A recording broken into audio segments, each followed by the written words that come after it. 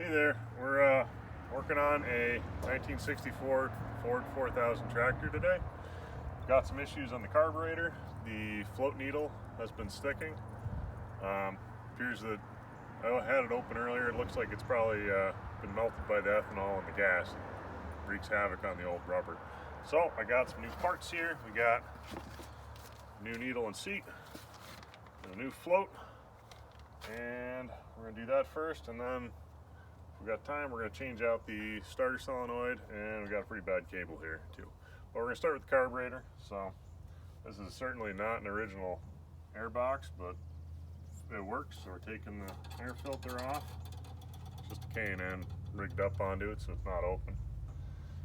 And then we're coming in. I got the fuel shut off. This also is not a stock line, but works fine. These carburetors is a Marvel Schebler. It's really similar. One size larger than the ones you'll find on a Ford 8N, 9N, Jubilee. Similar carburetors used on some John Deeres, Continentals, all sorts of stuff. So to start on these, we've got to take the carburetor off. So there's two studs with nuts. Usually the whole stud comes out like a bolt. Little 9/16 will take them out. Take them off. There isn't really a faster way to do this. Unscrew them. Just one side. I had this loosened up so it's a little quicker. There's the other side. And then we got the linkage on the back. The choke linkage just pops off, and the throttle, you pull the tip forward and it comes off the ball there. It's just spring loaded. So then we get our carburetor out. On this one, it can work nicely right on the step. Makes a nice little table. It's got 4 screws and all the corners. Take the top off, so we just unscrew these. And again, it's good to have your fuel either disconnected or shut off, otherwise it could be pouring out.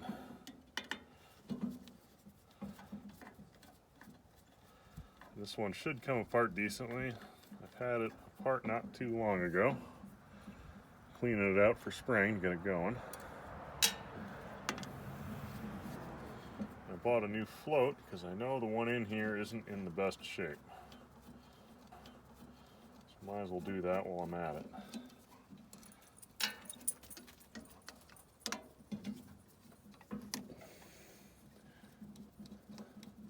I did drain the gas out. If you have gas in it still, you'll want to keep it pretty flat, because when you lift the top off it, as you can see, this is usually full of gas. I already cleaned it out. Got your jet there. That's the top end. So this piece here is a Venturi. Here's your float. And you take this little pin out and just slide right out. And then there's a couple slight variations on this for different carburetors, but there's usually a spring and a keeper. Your float. And then we'll take the gasket off. Still good. These old ones, you can use them again. And your Venturi, just so we don't drop it, that'll come out. And then get it out of there. There's the needle. These little, some of them are rubber tips, some are brass. This one's all squishy and starting to crack. It's usually the ethanol. And then this part's the seat. The seat's probably fine, but they come as a set, so I'm going to change them out. You want to find a screwdriver that fits pretty well, because if you break the brass edge, you're going to have a bad day. This one's pretty close. There we go. And just unthread. And I actually stuck the screwdriver, came right out. And it's got a little gasket on there. The kit comes with a new one. Now the white stuff on there they call white rust. That's residue you get with ethanol gas. Makes a mess of everything. Probably a little bit in there. Looks pretty clean. Sometimes you get junk built up in there. We'll try to scrape the white rust off the edge. You don't want to nick your metal. Just want to get it cleaned up. That off of there. It's actually cleaning up pretty nice. If it's a little gummed up, you might want to spray some carb clean through there just to really rinse it out and have it nice. So now we got that. get our new parts out. Start with, there we go. So here's our seat with the new little gasket, little fiber gasket. It goes on there. Shouldn't need any pipe dope or anything on there because of that gasket. If we got the right one, looks like we did, threads right in. I know I'm on top of the old float, but I got a new one, so I'm not too worried about it. Snug it up, don't go crazy or break it. Then the needle, here's my new needle, it's brass. See the rubber's, it's got a little squish to it, but it's pretty firm, it's not cracked. Way better than the old one. It just drops right in there. And then when it's working, see it drops up and down. When it's pushed up by the float, it closes off the gas. When it's open, the gas can flow. The old one was sticking. This one's moving a lot more freely. So then, we get our new float out. Gotta be careful not to screw these up. They're pretty soft metal. Occasionally these will sink as well. I've had plastic ones that got holes in them filled with gas, and then you'll have gas flowing out the intake as it floods on these updrafts. You see the old one's imploded, the new one's nice. Pause it for a sec. Sorry for the delay. The mail showed up and my master mechanic copper there was excited. Took a little pause. Anyway, so now we got our needle in the seat and it's time to keep going. We're going to put our venturi back in. Wiggles down there. There's a few different sizes. That's getting into tuning now. And the gasket, this one's not perfect, but it's pretty good. They're only about $2 for a full set, but I think I'm going to use this one again. That drops right on there. Wiggle it around the venturi. Doesn't do very much, really. And then we got our new float set in place. Let's see if I can get this thing to balance. Then we got our spring holder and our spring. You can kind of get the spring on there. This whole thing kind of wiggles on. And then you take your pin, make sure it's not covered in junk. When they're wet, sometimes all sorts of debris sticks to them. You gotta line everything up to get it in there. And then you want to center the pin up. If it's off one side or the other too far, the bottom won't go on. It's kind of kept in by the way it's boxed in. Now we got that. So we got the float in. So then you want to check your float height. Hold your gasket up. We'll check when it comes up. It's got about the right distance. You can look up the proper measurements. Different applications will have a different setting, or you can flip it upside down and see that you can measure the distance from the float to the bottom. I'm just looking for it to be fairly parallel. And you can bend them a little bit if you need to.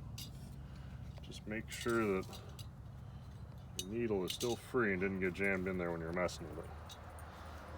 So then, we're all back together here. Get your gasket lined up. Take your bowl. This one's empty, so I can flip it upside down. If it's full of gas, you want to keep this right side up. Set it down. Make sure you don't knock into the float. Get your holes lined up. And put your screws back in. Lined up through your gasket and everything.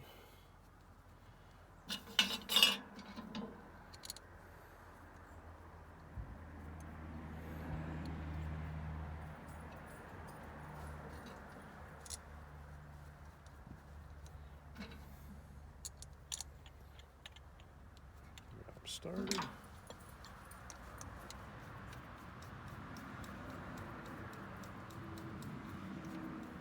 I like to do them by hand just because you don't want to strip anything out. These aren't very fun in the small casting when you break them or mess up the heads. They're usually slotted. This one's got two different types, but they all work.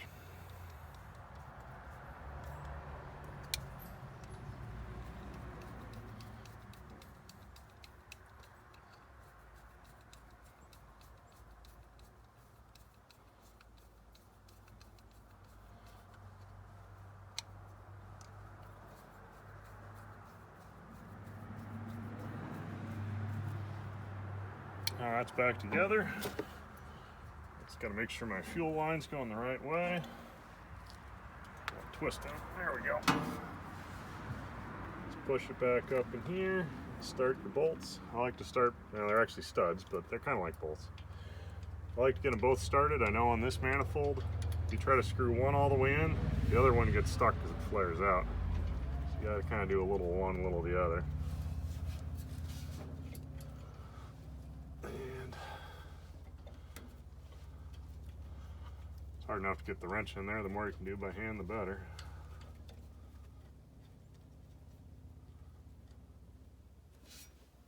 I got a dog assistant too. Looks like she's helping out, making sure it's not going anywhere. Then you want to snug these up. You don't want air leaks. You want to make sure that gasket's got a good seal around the center hole.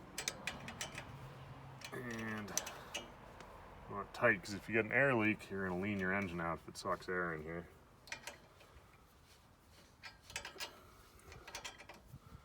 That's not good, it can blow it up.